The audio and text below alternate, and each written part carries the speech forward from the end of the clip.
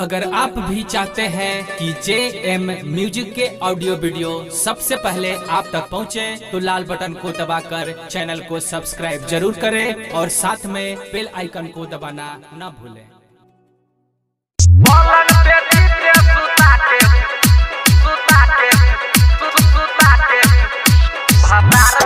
Music by DJ Umesh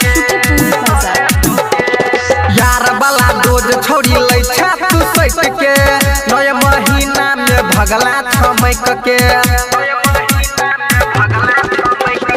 यार वाला रोज छोड़ी लै तू सैट के नया महीना में भगला छमैक के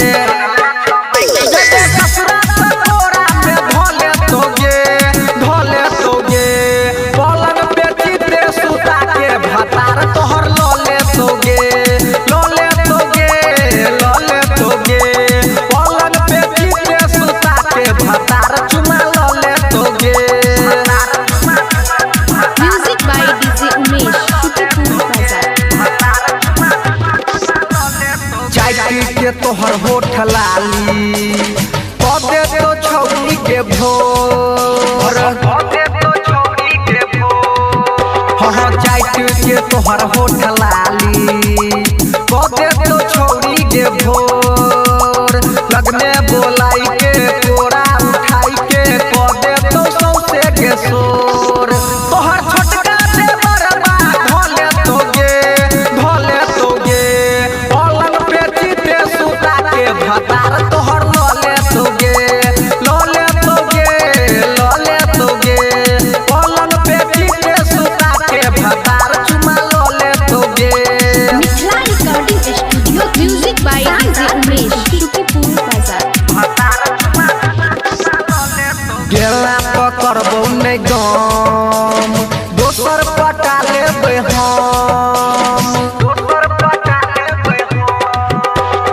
गेला पकड़बो नै गम दोसर पटा लेबै हम सुमन की सुनजी संग मेरा बंजी छै नै गे केकरो से कम तोरा संगे बियाह छोड़ी कोले तोगे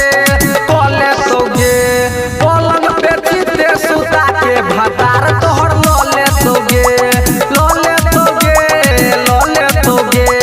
पलंग पे चिते सुता के भतार चुमा लले तोगे। यार वाला रोज छोड़ी लै तू सैट के नया महीना में भगला छमैक के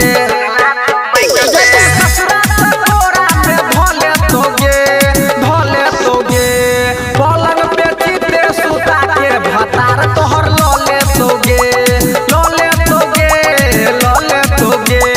पलंग पे चिते सुता के भतार चुमा लले तोगे। Presented by Mithila recording studio.